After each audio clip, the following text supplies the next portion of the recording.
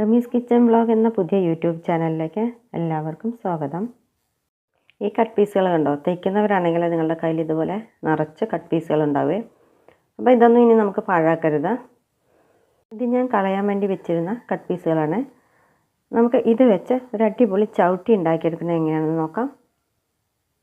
അതിനുവേണ്ടി ഞാൻ ഈ വീതി നീളത്തിന് 2 പീസ് തുണി എടുത്തിട്ടുണ്ട്.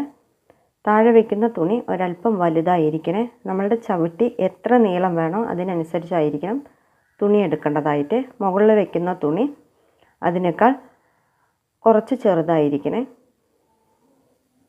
ഇനി നമുക്ക് ഇത് രണ്ടും കൂടി ഒന്ന് ജോയിൻ്റ് ചെയ്തെടുക്കാം, വലിയ പീസും ചെറിയ പീസും തമ്മിൽ.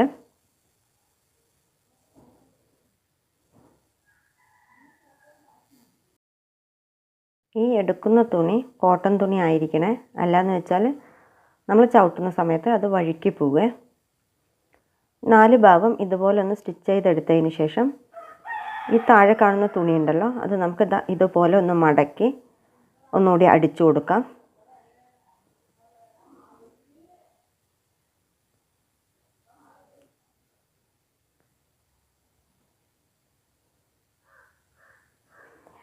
ഇല്ലയെന്ന് വെച്ചാൽ നമ്മളിതിൻ്റെ അറ്റത്ത് വന്നിട്ട് നമുക്ക് പൈപ്പിംഗ് പോലെ വേറെ പീസ് വെച്ചിട്ട് വേണമെങ്കിൽ നമുക്ക് ഇതുപോലെ ചെയ്തെടുക്കാൻ പറ്റും കേട്ടോ. ഇനി ഇതുപോലെയുള്ള പീസുകളാണ് ഞാൻ എടുത്തിരിക്കുന്നത്. നമുക്ക് ഏറ്റവും അറ്റത്ത് വെച്ച് കൊടുത്തതിന് ശേഷം ഇതുപോലെ കുഞ്ഞു കുഞ്ഞു ഞെറികൾ ഇട്ട് കൊടുക്കണേ. കൈ കൊണ്ട് ഇതുപോലെ ഒന്ന് ആക്കി കൊടുത്താൽ മതിയേ. പെട്ടെന്ന് തന്നെ ചുളുക്ക് വീണ് കിട്ടും. ഈ തുണിയിൽ തയ്ക്കുന്നതിന് മുമ്പായിട്ട് തന്നെ നമുക്ക് വേണമെങ്കിൽ ഈ കട്ട് പീസുകൾ എടുത്തിട്ട് ആദ്യം ചെറിയ ഞൊറി ഇട്ട് കൊടുത്ത് വെക്കാം.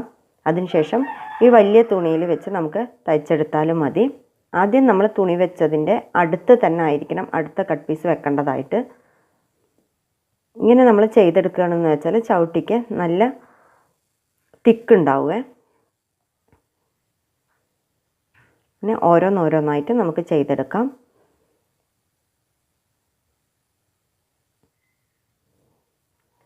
ഇത് തയ്ച്ച് വരുമ്പോഴും കാണാനായിട്ട് നല്ല ഭംഗി ഉണ്ടാവും കേട്ടോ. ചവിട്ടിക്ക് നമുക്ക് നല്ല കനം വേണ്ടാന്ന് വെച്ചാൽ തുണി ഒരല്പം അകറ്റി വെച്ചതിന് ശേഷം ഇതുപോലെ തയ്ച്ചെടുക്കാം. ആദ്യം അടിക്കുമ്പോൾ നമുക്ക് പെട്ടെന്ന് കിട്ടും. പിന്നെ കുറച്ചൊന്നായി വരുമ്പോൾ നമുക്ക് കിട്ടാനായിട്ട് ഇത്തിരി പ്രയാസമാണ്. അപ്പോൾ നമ്മൾ ചവിട്ടി വേണമെങ്കിൽ തിരിച്ചിട്ടിട്ട് നമുക്ക് അടിക്കാൻ പറ്റുമേ. അങ്ങനെ ഞാൻ എല്ലാ പീസുകളും വെച്ച് കഴിഞ്ഞിട്ടുണ്ട്.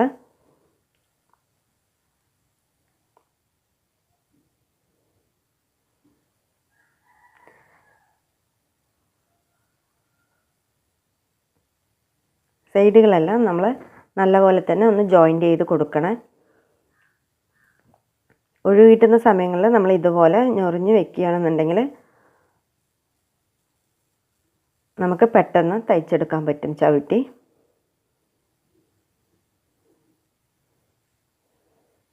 ഇതിൻ്റെ മുകൾ ഭാഗത്ത് കാണുന്ന പീസുകൾ അധികം നിൽക്കുന്നുണ്ടെന്നുണ്ടെങ്കിൽ നമ്മൾ കത്രിക കൊണ്ട് അത് വെട്ടിക്കൊടുക്കാം. കൂടുതലും എല്ലാ പീസുകളും ഒരുപോലെയാണ് ഇരിക്കുന്നത്. കയ്യിൽ കൂടുതലും നെയ്റ്റിൻ്റെ കയ്യഴിച്ച പീസുകളായിരുന്നേ.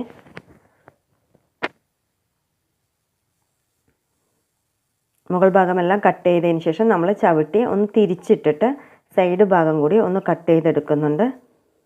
സൈഡിൽ കൂടുതൽ നിൽക്കുന്ന ഭാഗം നമുക്ക് ഒന്ന് കട്ട് ചെയ്ത് മാറ്റാം. അധികമൊന്നുമില്ല. ഇതുപോലെയൊക്കെ നമുക്ക് ചവിട്ടി ഉണ്ടാക്കി എടുക്കുകയെന്ന് വെച്ചാൽ നമുക്ക് പൈസ കൊടുത്ത് കടയിൽ നിന്ന് ചവിട്ടി മേടിക്കേണ്ട ആവശ്യമില്ല. നമ്മളുടെ വീട്ടിലുള്ള പഴയ വെട്ടുതുണികൾ, നമ്മൾ കളയുന്ന വെട്ടുതുണികളാണ്. ഇത് വെച്ച് തന്നെ നമുക്കൊരു അടിപൊളി ചവിട്ടി തയ്ച്ചെടുക്കാൻ പറ്റും.